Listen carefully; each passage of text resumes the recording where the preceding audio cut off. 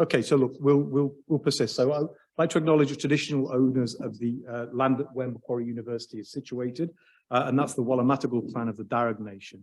And we pay our respects to the elders and knowledge holders who have and continue to share their wisdom, knowledge, nurturing and sustaining our environments, cultures, and education. We also would want to acknowledge any elders present and emerging leaders who are present with us. And look, just something really quickly about this. Sometimes these kind of presentations or acknowledgement of country can seem a little bit tokenistic. They're actually about, my understanding is the origin of these things is about where you find yourself on other people's land and you declare really that you're there to engage in a meaningful exchange with people and to do no harm. So to that end, what we're here for today is really to conduct business on other people's land, but to cause no harm and do no damage. And you're going to have people sit here and tell you about their career and their progress and the things that they've been able to do with their arts degree. And I just want to say something about that very briefly before I hand over to Lena, which is that what we know going into the future is that we're going to be tackling some serious issues as a race of people. Humankind as a whole will be tackling serious issues around climate, around how we function together as a society, how we move into the future, what happens as we get older, even technology, how we interface with technology, which has kind of been an interesting problem here this morning already. But what's going to be key to all of those things is, and what we're coming to understand much more deeply, is that we can't solve those problems and make the world a better place unless we do that with the lens of humanities and arts and social sciences. We can create technologies that do amazing things, but unless we understand those through the lens of from the lens of human beings and as humanists, we can create technologies which can destroy the world. And that's true for everything. So more and more into the future, the kind of degrees that you're studying, the kind of knowledge you're acquiring, the kind of capacity to understand the world is going to be crucial to us making the world a better place. And that's the ambition that we have for you all. And what's nice about this is that you're going to see and hear from people who have already undertaken some of the things that you've studied here and are already going out into the world and making a crucial difference, the kind of difference that you will leave your degrees with the capacity to make too. So, you know, I guess my point about this is you'll hear people talking about what they do, and you'll hear them talk about how they're influencing the world. And I would like you to think about yourselves as being agents for change and having the capacity to do really good things in the world from this. So can I hand over to Lena at this point? Okay, thank you. Thank you so much. So good morning, students. Thank you for coming. Thank you also for the students that are attending virtually. Just briefly, our agenda today, we're going to just briefly talk about the stages of employability, as in where opportunities like this sit for you in terms of your career journey. I'll then toss to Lena for the introduction of panelists. We'll then have our Q&A. And then if there's time, we'll just talk about resources and next steps. Otherwise, we'll just talk about how to interact and engage with our services. I'll encourage any students also who are watching virtually during the Q&A, feel free to type your questions into the chat, and myself will read them out to the panelists into the room so that you can also get questions answered and participate as well. So just briefly, show of hands, how many of you are in your first year of Macquarie University? Okay, great. And what about your second year or final year if you're studying a master's? Okay. And any third year or penultimate year that I didn't cover previously? Okay. Any final year? Okay. Any graduates? Okay, great. So all of you are currently studying at Macquarie University. So your career journey, we define as explore, develop, and transition. Hopefully you can see the bottom part of the chairs. But so that is essentially your process of how you go from I'm a first year student, really excited, have a degree, not sure what comes afterward, would love some assistance. This is kind of your roadmap of how you can explore, develop, and transition into that career. As you'll hear from today's panelists, it's not just a degree that you're taught at Macquarie, the academic knowledge, it's also about what else you do from an extracurricular perspective. those part-time or casual jobs that you think are useless are actually quite useful when you start full-time professional employment. And so things like what you're doing today is a great start. There's also other opportunities, such as we have different employability programs within the Careers Employment Service. We have one for career planning and exploring your degree. We have one for skills development. And then we have one at the bottom here for transitioning to work. So those are just a couple of examples of activities. Other options like the Global Leadership Program, student groups, volunteering either on or off campus, again, casual or part-time work, case study competitions, of course, anything else a Faculty of Arts is doing from an academic or extracurricular perspective. There's even the incubator, which has tons of really interesting seminars, guest lectures, et cetera, on entrepreneurship or on starting a business. So just a few examples of things to keep in the back of your mind of how do I become employable, as in how do I become attractive for employers to hire? Well, it's having a degree, yes, but also being able to know where your degree can apply to and exploring to develop your own employable skills or the skills that employers need from you. Things like communication, teamwork, resilience, some of the skills I'm sure that the panelists will talk about today as well. Just a bit about where you are now and hopefully where you'll end up when you graduate. I'll toss it over to Lena now. Thanks, Terry. My name is Lena. I'm part of the careers team. I'm incredibly excited to introduce our panelists to you now. So we've got James online. Just give a little wink and wave. Georgia, please come up on stage. Georgia. And then we've got Ruby and also Kenny. Thank you so much for joining us today. I hope you've had the opportunity to read their biographies online, but also we'll give them an opportunity to introduce themselves. But just briefly, James is currently working as a project officer at the Office of Energy and Climate Change at the New South Wales Treasury. Is that correct? Yeah. Welcome, James. Then we've got Georgia in the middle.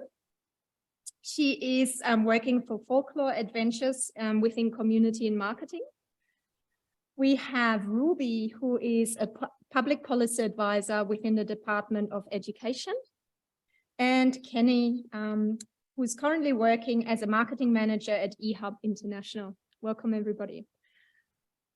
What we'd like to do is have a bit of a Q&A session with our panelists today for about 40 minutes or so, and we then would like to open up for your questions if you've got anything you would like to know. And then we'll close off with a bit of a networking session over some drinks and some light afternoon tea. Sponsored by the faculty, so thank you so much. I would love to hear from you, what brought you here today? Who are you? What have you studied? What are you currently working at or on? Just a brief introduction of each of you, and James included. Can I start with Kenny? Hi, everyone.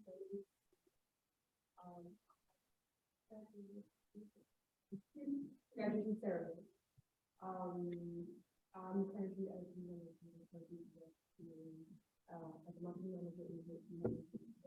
We specialize in migration, refugees, university enrollment, digital assessment, and actually overall everything to do with international students, and like international student migration and education services.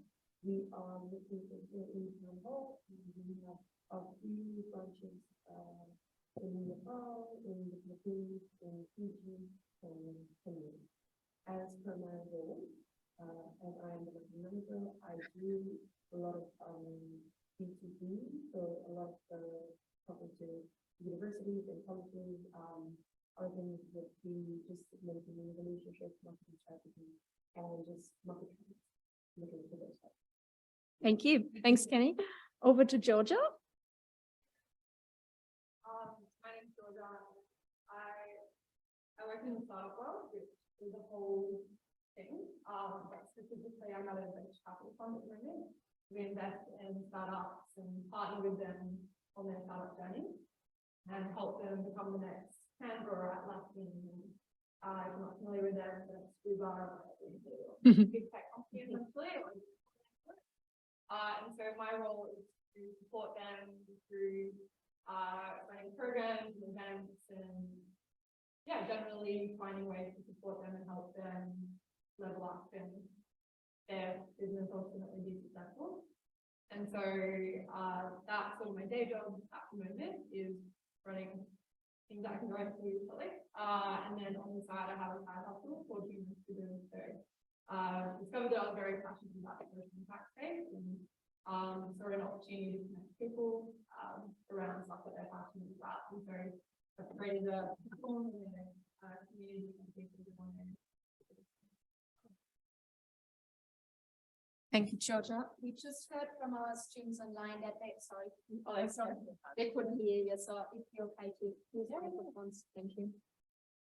And over to Ruby. Hi, so I'm Ruby Chowdhury. I actually graduated my undergrad here over 10 years ago, but I'm back here doing my master's in public and social policy. So I work as a public policy practitioner for New South Wales government. I moved to education not too long ago. And fundamentally my role is to make sure that policies that are designed by government acknowledge all the different needs that exist in society. So at education at the moment, I'm working on intergovernmental policy. So that means that it's the relationship between New South Wales with the federal government and all the other states and territories in negotiating our budget and funding that we get for education as a whole. So at the moment, my main project is negotiating the next National School Reform Agreement. It doesn't look like a lot of people here have kids, but those who do have kids will follow the news, and you will see a lot of contention in the major parties about school funding. And there's a state election around the corner, and it's a big topic area. So my arts background has been a really great skill set to have when you're trying to solve some really wicked and hard to find a right answer type problem. Thank you, Ruby. And James, could you introduce yourself, please? Hey, yo, my name's James. I did a Bachelor of Arts major in Geography and a Master of Sustainable Development at Macquarie University. I then moved on after my Masters to be in the graduate program at the Federal Department of Climate Change, Energy, the Environment and Water. I did that graduate program for 18 months and then spent 7 months working for the department's National Environmental Science Program. From there, I moved into the New South Wales Treasury Office of Energy and Climate Change, where I am right now. I'm working on circular economy market development and decarbonisation in the built environment sector. Thank you so much, James. If I can just stay with you for a moment, could you walk us through, your career pathway so far? How did you get to your current role? So you mentioned a few things already, but maybe you could start from while you were still at university. What did you do to set yourself up for success and then leading into your first role? Yeah, I think one of the major things I did when I was at university was to kind of think of myself as a bit of an entrepreneur. Now, that's one way to do it, but I'm not saying it's the only way to do it. But involve yourself in a number of different things that is a bit of a trial and error experiment. So for example, I involved myself in Enactus, which is one of the university organizations, so student groups / organizations. And from there, I had the opportunity to develop and lead a sustainability project for a early learning center on campus. So that's a basic project, nothing too big, but it's a good start to start developing the fundamental skills that employers are looking for. And from there, what naturally happens is if you can kind of take the initiative to start your own things and improve yourself and involve yourself in a number of different activities, more things naturally emerge. And so you can get involved in more youth societies, whether it be the UN Youth Organization or whether it be the ASEAN Australia Strategic Youth Partnership like I did, or whether it be you volunteer 1-2 days a week at an environmental NGO like I used to do as well.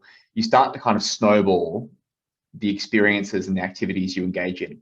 And so a part of it is not necessarily always knowing exactly the next step in trying to develop your skills and trying to make yourself more employable. But a big part of it is just trial and error and just putting yourself out there, trying things and see what happens. And naturally through that trial and error, you're going to learn what you like, what you're good at, what you want to focus on. And then you can learn, once you've kind of figured that out, you can learn to specialize and gather more depth in terms of the thematic and skill set focus you want to develop. Yep. Great. Thank you, James. Ruby, can I throw it back to you? Can you talk us about your career pathway support? So I totally agree with what's just been said. I think long gone are the days where you get asked a question about what you want to be when you grow up and there's a name for it and that exists, and then you follow that and you do that for 20 years. So I started my career straight out of high school. I went into a Big Four accounting firm and very quickly realized that wasn't what inspired me, and I lost a lot of energy. I did love problem solving, but I didn't, thinking about the bottom dollar for ASX listed companies didn't gel with my values. I had a hand in working in consulting for a little while, which is where there's a lot of problem solving. Yet again, I found myself with a similar client base, and I can openly say that environment, I think it tests your values because you don't do work that aligns with your values, you do what's best for the client.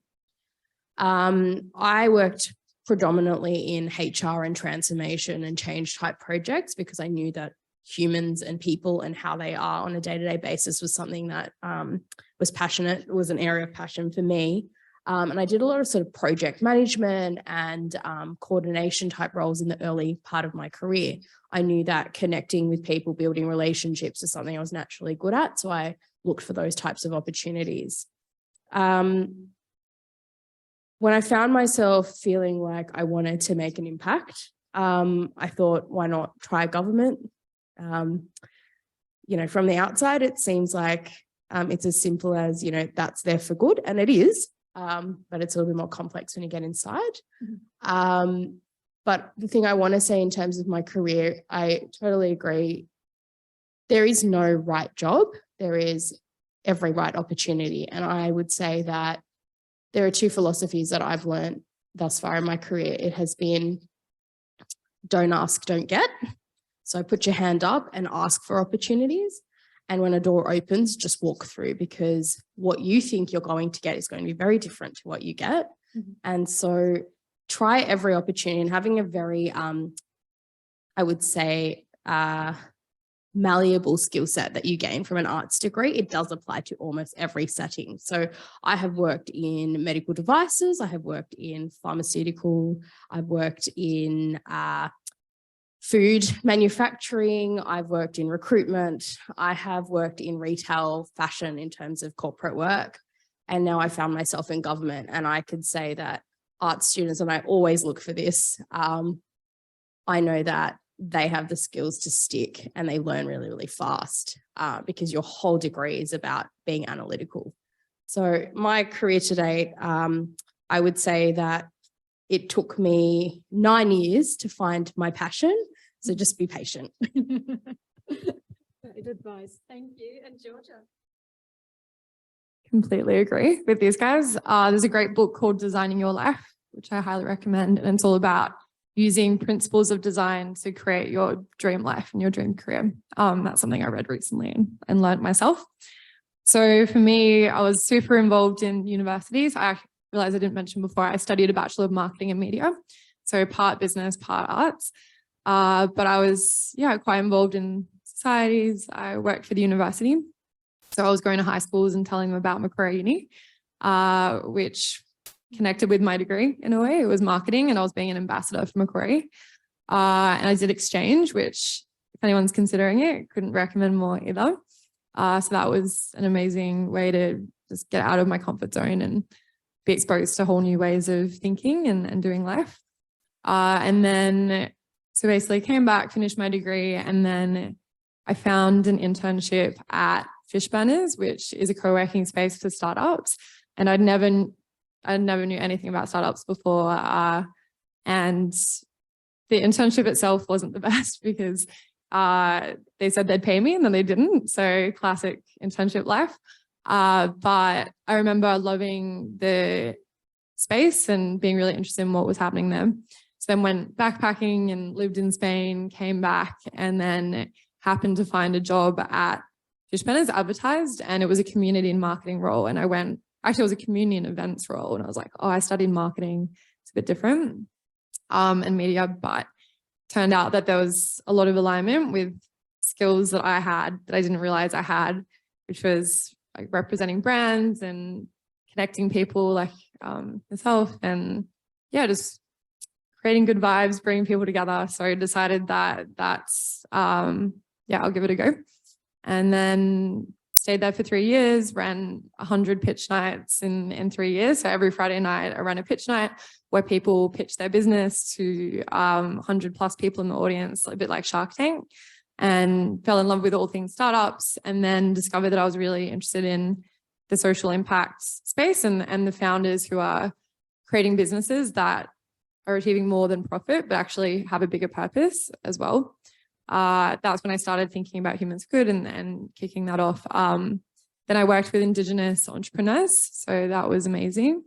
And then I ended up in the company I'm at now. So it's been about 6 or 7 years or so. But it's funny because I feel like I always was passionate about social impact, and I thought I'd go and work for a non-for-profit, but now I've discovered this whole world of social enterprise and profit for purpose, and how do you have a business that's sustainable but also does good. So yeah, that's kind of where I'm at now. Great, thank you. And Kenny? Yeah, I feel like everyone's covered most of the things, but I do want to put in my 2 cents from coming from an international student. So I started out back home. I did my undergrad in marketing, and I've had like 2 to 3 years of experience as a marketing executive. I initially started out as a social media coordinator, and then like worked my way into marketing manager. And here, once I came here, like I did my master's in media and comms. Back in 2020, this was back in 2020, as you all know, we were hit by the pandemic. So it could have been that or the market itself, but I did apply to a lot of part-time jobs, but like over 50, 60 jobs, I think, initially as a part-time, like, right, as a student, but no responses. Like, I think 10% people like responded back. It could have been a lot of aspects, like could have been I was a student, I was an international student and stuff like that, but I didn't hear from anyone, so I thought I might as well just try something else. So I did try and go into retail. So I worked as a sales assistant for 2 years, like a 1.5 year, 2 years, and I kind of got cultural knowledge from that, I would say. And from there, what I was still doing on the side was like trying to put my brand out.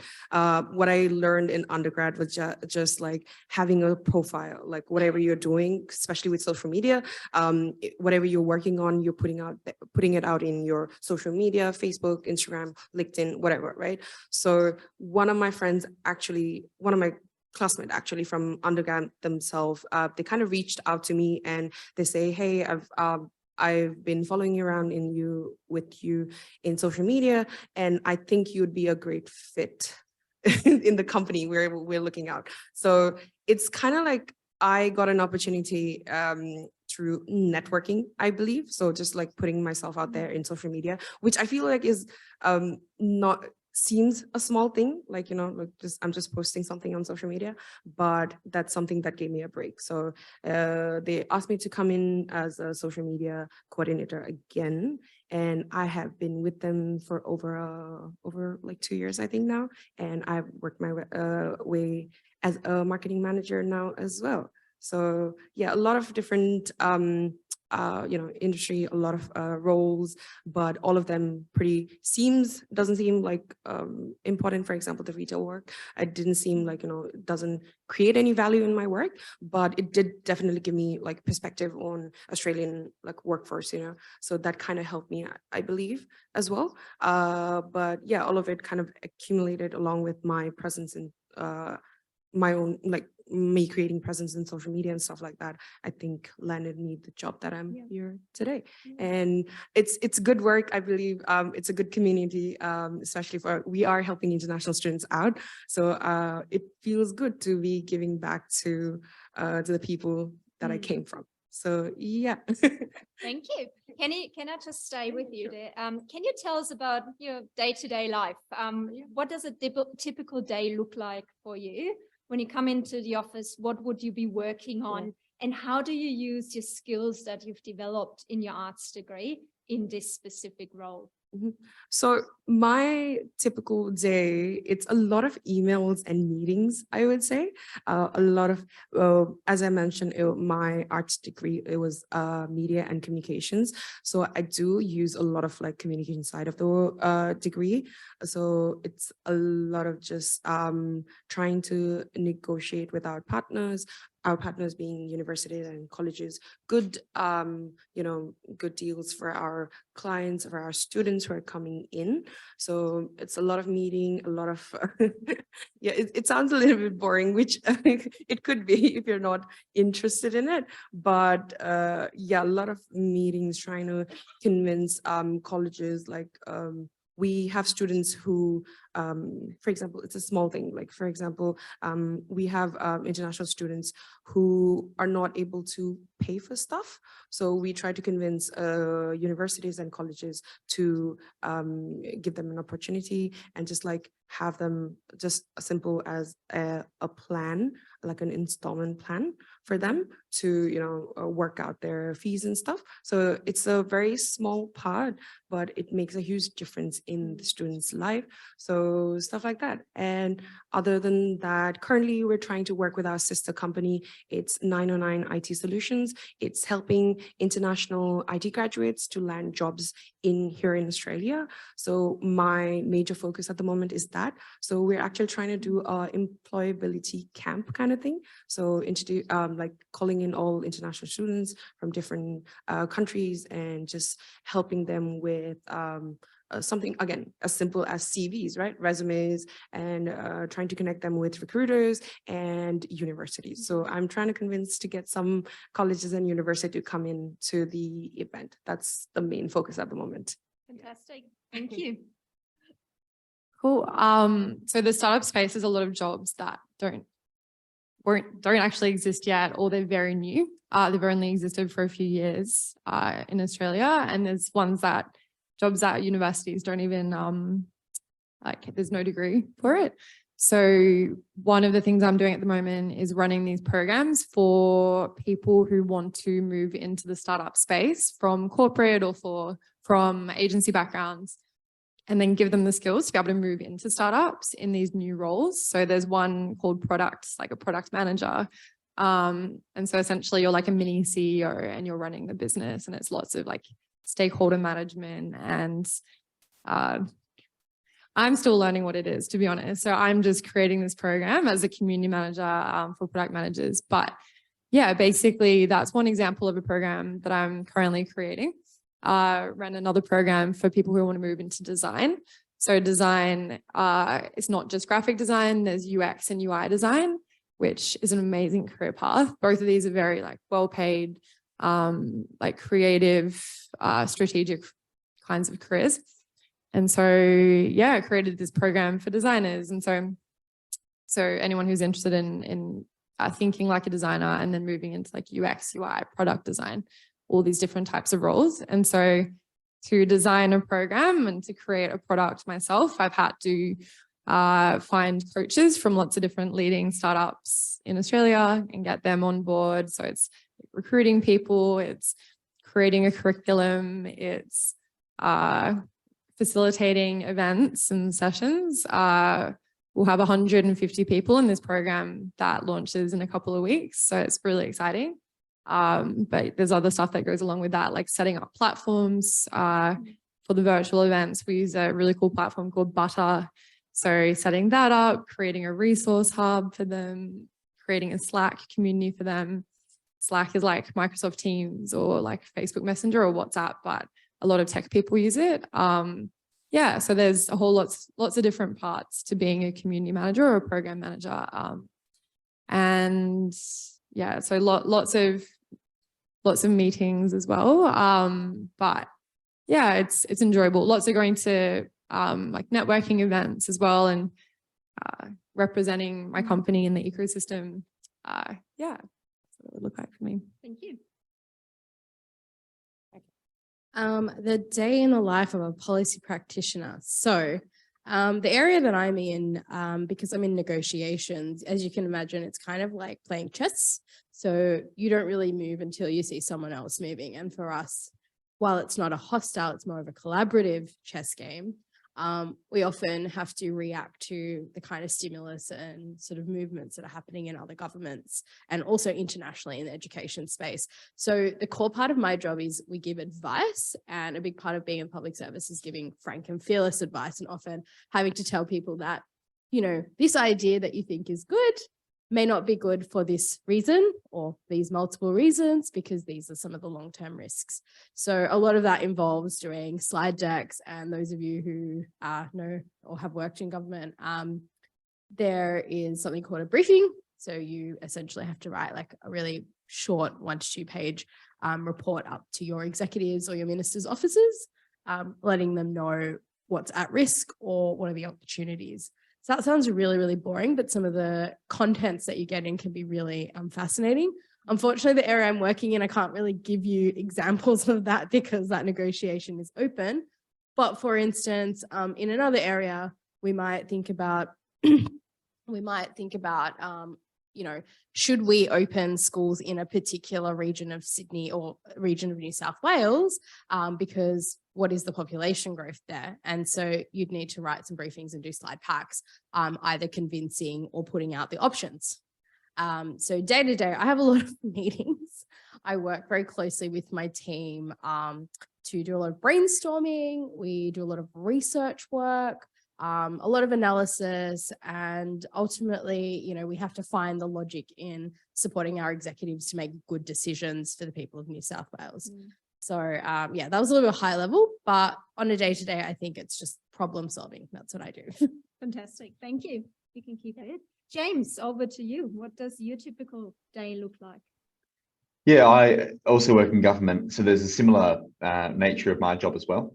I'm a project officer though, so it's a slightly different role to a policy officer. The work we do, similar to what I've said before, I can't get into detail for confidentiality purposes. But the general overview is that you're working on the delivery and the evaluation of major projects that can be, you know, evaluated at $20 million or over sometimes. And you're basically trying to engage with stakeholders, both internal and external, trying to conduct monitoring and evaluation protocols, trying to gather evidence, trying to think about avenues of approach and so forth to actually deliver, or at least design the delivery and then deliver projects that have been developed by the Minister's Office and by the policy office teams as well. So a lot of it involves communication and critical thinking, which are really, really great skill sets that an arts degree develop very, very strongly.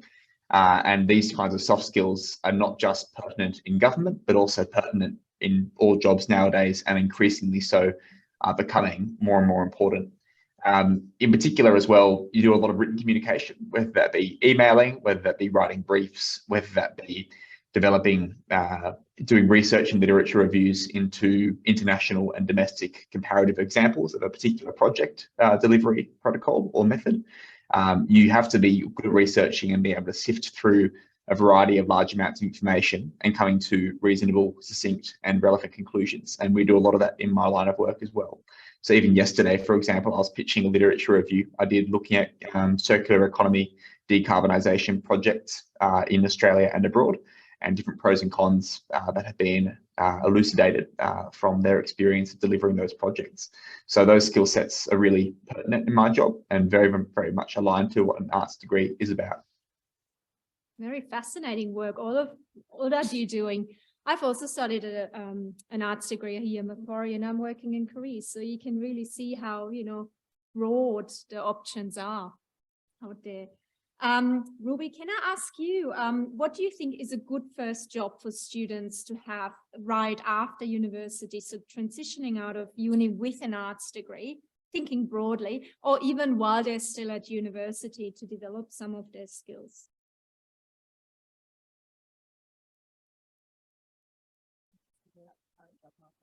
Yes. Look, I think it's going to be different for everybody here, but I believe in a strengths-based philosophy in terms of guiding your career. Just like going to school or just like going to university, those subjects that just naturally have got a little bit of interest in, you're just going to do better with less effort.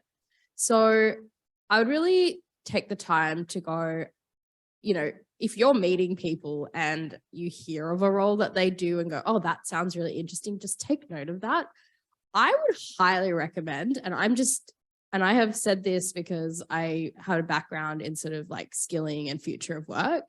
People who come from retail backgrounds, particularly fast food, there is something about muscle memory that you guys develop around being very agile, very quick to respond, very able to multitask. Those kinds of early jobs where you are having to communicate, you are having to problem solve, where you are going to have to work with other people and difficult people, take those opportunities. Sure, they don't pay well at the beginning, but just do 1 to 2 years of that, because that's stuff you kind of don't get taught when you're writing an essay. Right now, I would say if you can find contract roles working in recruitment, I think through recruitment, you meet a lot of different people and you actually learn a lot about skills. And you will meet a lot of people with arts backgrounds and you'll see where they go. So that's my 2 cents. Clever. Thank you. I think it depends on the kind of role that you're looking at going into, but in this book, Designing Your Life, that I've read because I'm also evaluating my career right now, and it's an ongoing thing. So it never stops. It always keeps going. It also suggests getting coffee catch-ups with people and just like, essentially you get more jobs by doing that than by applying online. And especially if you're starting out, it's who you know, well, actually at all times, it's who you know, not what you know. So I would find a few different roles that you might be interested in, like one of us, or could be someone on LinkedIn. You can message them. Like, yeah, if you're going into the business world, like having a good LinkedIn profile is important. But yeah, you can find amazing people through there. But just reach out. You never know, and you have nothing to lose. And sort of, yeah, take note, like you said, about what you think would align with your skills and your interests. And I agree that when you're passionate about something and you're interested in, it aligns with your values, then you're going to want to go to work way more. So like, why settle? Yeah, and there's actually, and this might, I think we're going to talk about this later, but there's a lot of amazing communities out there. And if you're interested in tech or startups or social impact, there's one called Early Work, and it's for people in their early 20s, and there's job opportunities through there. They have a job board, they have a Slack community. And then my thing, Humans for Good, is more about the social impact, any sort of social impact role that you might be interested in. I mean, I did like 3 internships, which is probably didn't need to do that many, but it did expose me to different types of roles. And it ultimately led me to Fish Banners, which led me to my startup career. So I do think there's value in internships. And then, yeah, there's lots of sort of junior roles out there in the startup world, like where you can help with customer service and customer success. And then you can sort of move up and get exposure to the company from there. Yeah, great. 1 second, I'll ask you a different question. First though, James, can you tell us a little bit about, you mentioned in actors before, or any other extracurricular activities you think students within the Faculty of Arts should be exposed to? Maybe they haven't heard of these activities or social clubs before. Anything you think that would be valuable to their career? Yeah, I think sometimes the more unconventional ones that develop skills that may not, or, are not necessarily on the surface looking like they're aligned with career and skill development, can actually be good ones to look at. So one of the ones I involved myself in was the Drama Society. I actually was in a play for them as well. Now, that may seem like it's not particularly relevant to developing a career, but you actually will be quite surprised at the level of teamwork, project management, and communication, and the confidence you need to have in those skills that is required to be involved in the production of a play, for example. So something like that, don't rule that out. I mean, these skills, the ability to organize a team, work in a team, communicate well in a play, get creative, overcome problems. There's so much involved in developing like a drama production that is so relevant to the workplace and so transferable. So that's an unconventional example, but one I think people should actually consider. Other ones I think that are good, things like the debating society, they're really good in terms of actually thinking about critical arguments and actually then being able to communicate those arguments, being able to also empathize, because if you are involved in a debating, night and all of a sudden you have to side with a topic that you don't necessarily agree with, you have to develop a level of empathy and understanding to critically think about that side of the topic and why you're correct, right? And actually then argue that point in a debate. And that empathy and that understanding is actually not a bad muscle to build, especially as it comes to ascertaining and developing emotional intelligence, and then actually developing relationships perhaps with people who you don't necessarily see eye to eye with. And the other one I think would be good is actually the UN Society, which I was quite involved in, and I was on their executive.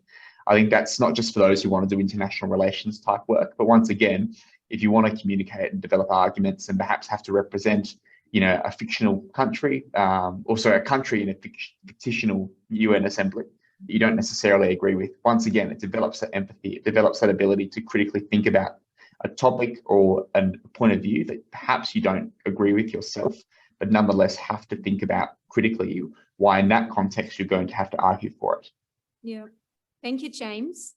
Kenny, I would like to hear from your perspective as an international student, what you think, other international students could do to, get their foot into the door or set themselves up for success. I have this, so I'm from Nepal. Back home, there's this thing that we have a lot of corruption. Mm-hmm. Hear me out. There's context. Yeah, okay. So, but it's a bad thing if you know someone, if you're getting a job by knowing someone. You know what I mean? Yeah. Okay. So networking, we call it networking here, but back home, it's a bad thing. It's looked down upon, like, oh, they got a job because they know someone. But here it was interesting. It was really interesting to know that. I mean, it's good to see that it still prevails here as well. It's like, if you know someone, you get a job. And I found this in the past 3 years I've been here, that. Like I mentioned before as well, I got my job here because I knew someone back home. So that's something I recommend to international students like me, is just build a community, go out there, like join a club. Best thing, join a club, join something you like. One of the things I did do was join a K-pop society. It's a music society. You just go out there, talk to people about your interests and stuff, and you build this community around you, people around you, and just talk about your interests. Another thing is like join. As an international student, again, join a society, your country's society. We have here in Macquarie, we have a Nepal society here, and I still stay in contact with a lot of people there. And we, from time to time, give out if there's any job vacancies, not just job vacancies as well, just as a support anyways. We come in, we meet we do coffee breaks, we sometimes go out for ice skating. We did it, I think a few months back, we did one. And yeah, this helps to just, again, build a community, build a relationship, and just a network. So I would say join a club. One of them is that. And also just whatever experience with other international students is that since this is my personal experience anyways, since we did not know the the cultural context of Australia, we come from a different background. A lot of students, Nepali students anyways, feel like they won't be selected for any of the jobs, right? But you won't know until you try, right? So I've seen a lot of students, a lot of my friends who haven't even applied. So there's no, you're not going to lose anything, right? So just, you might as well try it. So go out there, apply to 30 different jobs, go to that retail job, go to that cafe job. It'll help you understand the workforce, the cultural context of Australia as well. And just, give you transferable skills, talking to people, problem solving, and just dealing with people. Yeah, stuff like that. So just get out there, I guess. I know it's easier said than done, but yeah, just go out there. And do not discredit those jobs either. Yes, definitely. Because employers do value them, especially knowing that you don't have a lot of work experience in your specialized field just yet. You're still students, right? But coming out of university, they don't expect you to have 3 years of work experience in your field, right? What they're looking at is, have you been engaged in society? You know, are you well-rounded? Have you had maybe a job in retail or customer service where you've developed those employability skills? And these are so valuable. I'd just like to open the discussion soon to students, but do you have any closing comments? Anything else you would like to add for students to know? Yes, please. I don't think you have to land your dream job or expect yourself to land your dream job right out of uni or even in the next few years. I think, like these guys have said, it's about testing things and having a growth mindset about it and being open to failing. And what is failing? There's no such thing really, right? If you learn. So that's really helped me a lot, is that, yeah, have a growth mindset. There's no such thing as failure. Just go out there and try a bunch of different stuff and see how you go. I think Kenny touched on the importance of networking. I think in Australia, it's a little bit different than, I guess, the nepotism that you might see in Asian countries or other countries. But in Australia, you know, and not just Australia, every country, I think relationships are built on trust. But the biggest thing is to know how to advocate for yourself and just practice that, like building an elevator pitch of your three main strengths and your 3 interest areas or 2 interest areas, always having that in the back of your mind at every opportunity. So in that retail job, you see someone come in, you see a lanyard and they're working at a tech company, pick up a conversation, just let them know you exist, advocate for yourself, even in those organic opportunities. And I think that has really served me well and served almost every single person that I know that's moved quite fast through their career. Being able to be trusted and building rapport really quickly is a much bigger asset than knowing something, because we have Google now. So true. Thank you. James? I think it's just important to remember, don't be afraid of failure, you know, like, and I think part of this actually goes to networking as well. You could reach out to 20 people on LinkedIn and maybe 18 will ignore you. And maybe 2 will reply. Out of the 2 that reply, maybe 1 will never really lead to anything, but maybe 1 will, you know. And so you can scale that number up to 100 or 500 if you wanted to. Like, a lot of the time in life, it is just a numbers game. So when it comes to, you know, getting jobs and applying for graduate jobs, for example, look, don't take rejection personally. You know, there's a million reasons why people get rejected from jobs. And sometimes it's just because the recruiter was having a bad day and just didn't look at your application properly. It can be as simple as something like that. So don't think that failure is the be all end all. Just keep trying. Just keep trying and keep trying. Every failure is just another step towards an eventual success. So I really just want to emphasize that to people. Don't be afraid to fail and just keep trying. That's like, I cannot emphasize that enough. Thank you. So true. I would like to open up the, to questions to the students. Oh, there you go. Please ask away. If you've got any specific questions to our panelists today, take this opportunity to talk to them, to connect with them. What would you like to know? While we're contemplating, I encourage you to stick around if you can after 1. We will have catering coming. It's had a little bit of a wrinkle. But if you're able to stick around, free food is always, and of course, networking with the panel is always attractive, hopefully, if you've got time. Yes, please.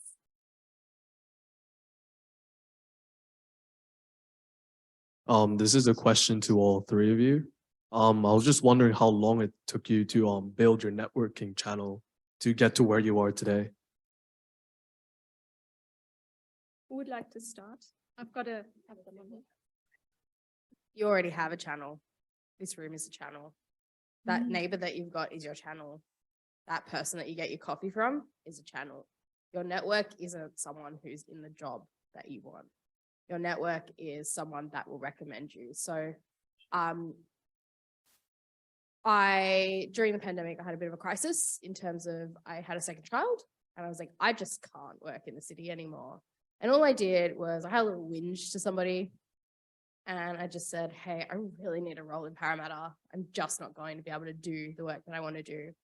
And that little whinge meant that she shared it with somebody else, and then she shared it with someone else. And then it went on a WhatsApp chain with a bunch of people who used to work with each other. And then a month later, I got a phone call from someone saying, hey, so I have a role in Parramatta. You don't know who's going to hear what. Just make sure you keep advocating and letting the world know what you want. And social media is a really great way to do it. I'm pretty sure most people are on Instagram or whatever they're on. Put it out there. It's okay, because you don't know what's in other people's mind. You don't know who's working at a startup. You don't know who's heard something from someone else. So you already have that network. But if you're talking about like a formal network, like hypothetically, you know, you want to work in public relations, there are public relations firms that do networking events. Just go. The university will have those doors, but doing a bit of Google search on those societies, or even on LinkedIn, and seeing who other people are connected to and events that they've attended, that's how you could formally create it. But advocating for yourself and letting people know what you want is the fastest way to activate the network that you already have. James had his hand up. Yeah, I just want to actually build on that, because it's a really, really good sentiment. And I think the other way to think about it as well is just, who are your networks as well, right? Like if you think about it that way, it's a bit of a ripple effect. And LinkedIn actually does this really well, because it says, you know, first degree connections, second degree, third degree. So even within your first degree connections, think about who your second degree connections are. And if you think about it that way, then all of a sudden, like, you almost double, if not, you know, triple or quadruple sometimes your networks as well. So just think about it sort of laterally, and think about the broader ripple effect and concentric circles of your network. If anyone's interested in community roles, it's a very good way to meet good people, because that is literally your job, is to build a network. So I was very fortunate in that was my job, was to do that. But I was running these events with people who wanted to build a network, right? These pitch nights at Fishburners. So if you guys want to go check those out, highly recommend. And I just feel like people are so happy to give back, and they want to do it. And yeah, if you do it from an authentic place, then I think, yeah, people want to help very much. Yeah, so, and then also joining online communities like the ones I mentioned before, like Early Work and Women's for Good, and feel free to just ask. They have Slack communities, just ask whatever you need help with in there. Just say, hey, is anyone free to catch up? I have questions about this, this, and this, and then you'll be surprised by the responses that you get. Yeah, I think I covered this before as well. Just like I got the job because I was putting myself out there in terms of like social media. Initially, I started out as a social media coordinator. So yeah, post that picture, post that Instagram story, post that TikTok, post that LinkedIn post. Yeah, just like something small as that. You never know who's looking, right? Like, and just stating what you want, what you need, like, and just putting it out there. That just builds up a network in itself, just because you never know who's looking. Yeah. I would just like to add to this. It will take a little while to grow your networks, obviously, while you're still students. But if you need help with building and growing your network and how to use LinkedIn, you're always welcome to attend one of our workshops specifically. So with the Careers and Employability team, we cover exactly that. So you're always welcome to book in through Employability Connect to one of those workshops. But there's one really nifty tool that I would like to mention, which is called the LinkedIn Alumni tool. Now, if you haven't used that just yet, it's awesome. And this is how I found our amazing panelists today. If you have a LinkedIn account, you just log in, you look for Macquarie University, and there's a little tab called Alumni. And you have access to 160,000 people that are Macquarie students and alumni with a LinkedIn profile. And you can then filter by public relations, marketing, philosophy, whatever tickles your fancy, really. And these are the people you want to reach out to and have those informational interviews and chats that we have discussed before. These are the people that are generally really happy to give back to their community because they were in your shoes just a few years ago. So have a look at the LinkedIn Alumni tool. I hope we covered this question. Any other questions? Yes, please.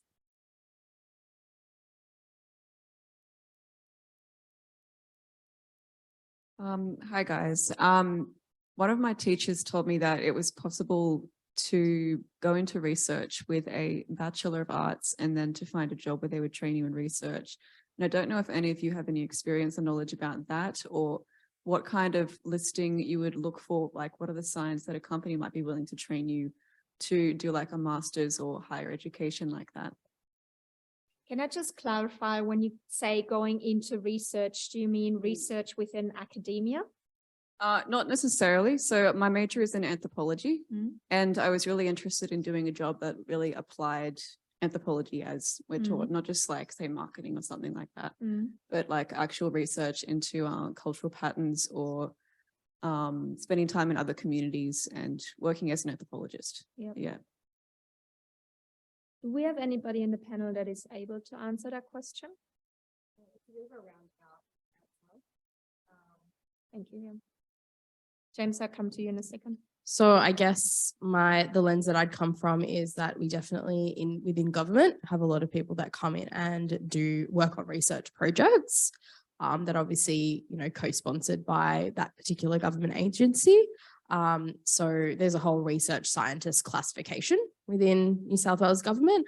Predominantly that's been in more of the agri-tech sort of space as of late.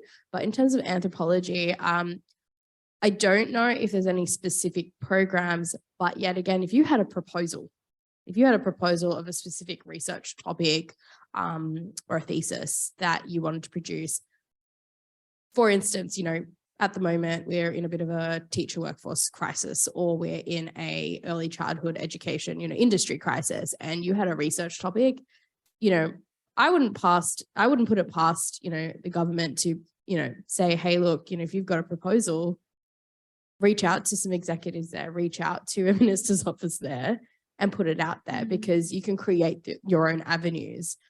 People aren't always, living with those great ideas in their heads. And when they find people that want to investigate them, you could probably find some funding there. Sure, Georgia. Something completely different, but it's called service design, and it's all about solving problems and working with communities to understand what their needs are and how we can create solutions for them. So give that a Google, might be interesting too. And James?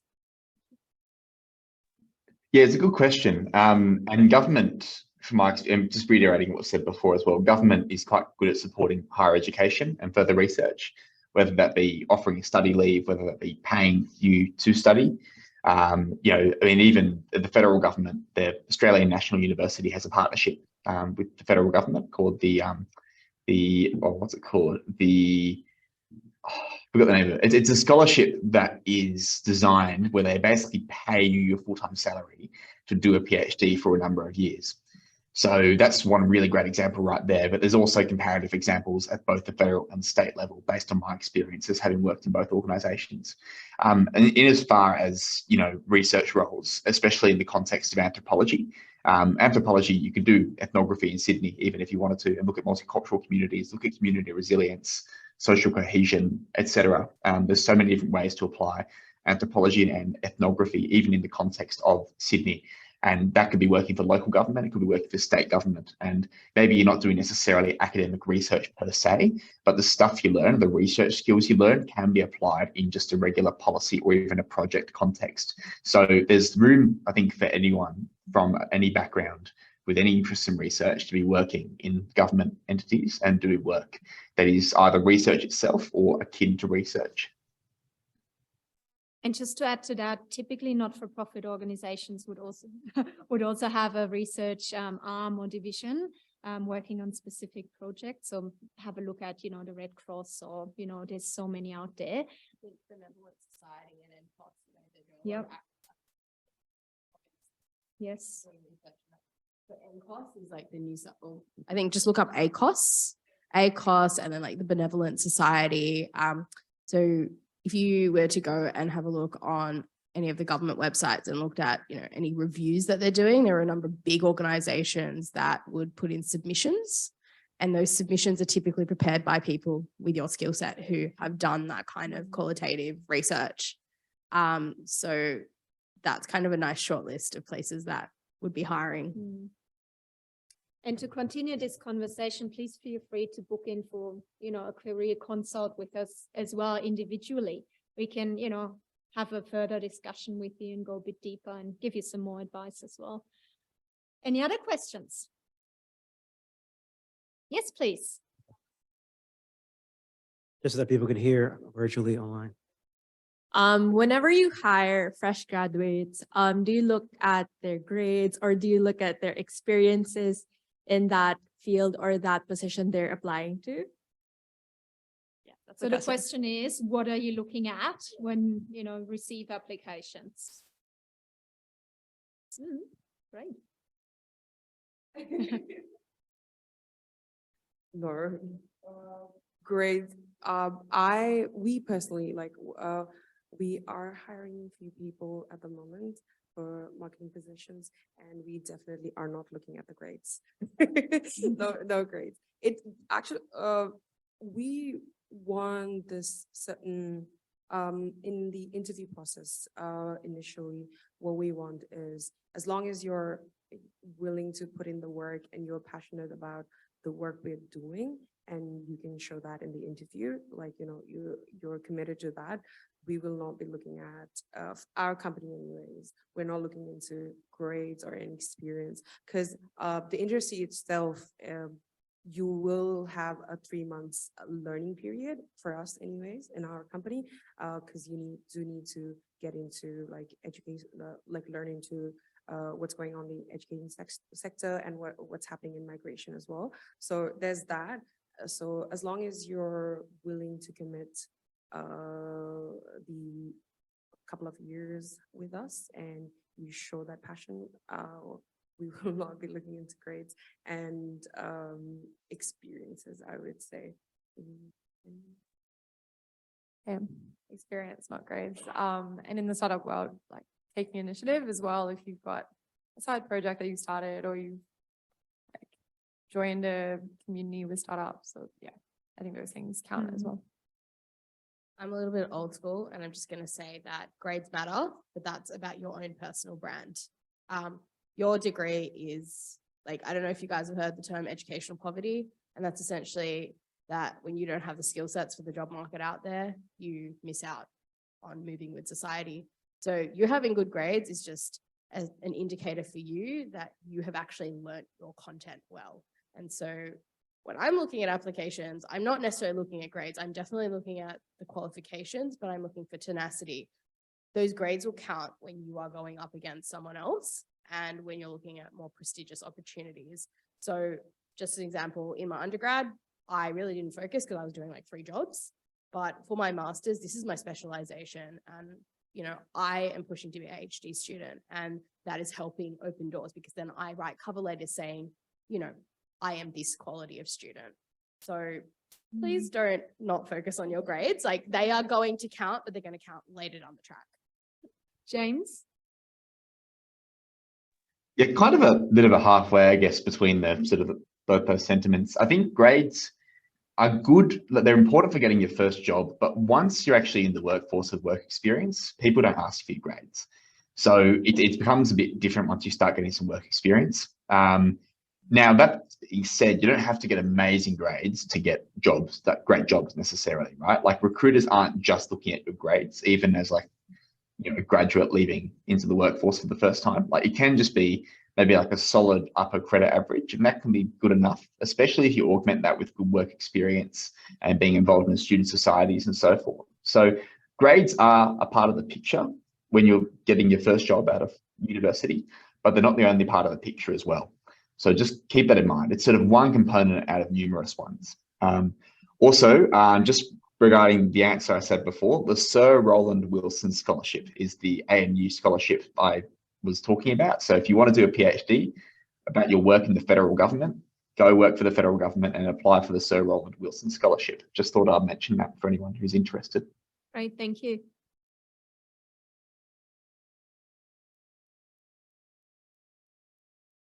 I'm sorry, I just didn't hear the name of that scholarship properly. Could you repeat that?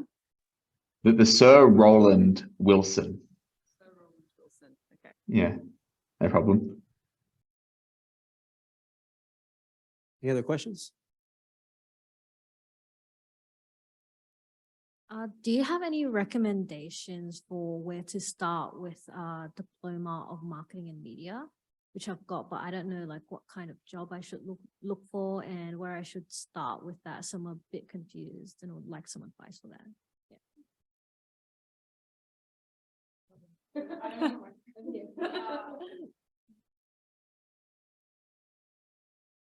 Yeah, it's such a broad degree. It's interesting because I really enjoyed like screen production, and part of me is like, oh, I could have gone and worked in film, I guess. Or yeah, there's a lot of different exciting like career pathways that can come from it. It's funny because I feel like I'm using both marketing and media in my role because I'm doing social media. I did videography and photography at one point, and I still know how to do that.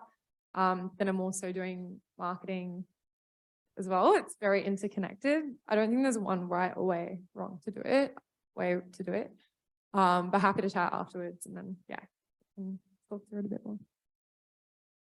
Penny, did you want to add to this or?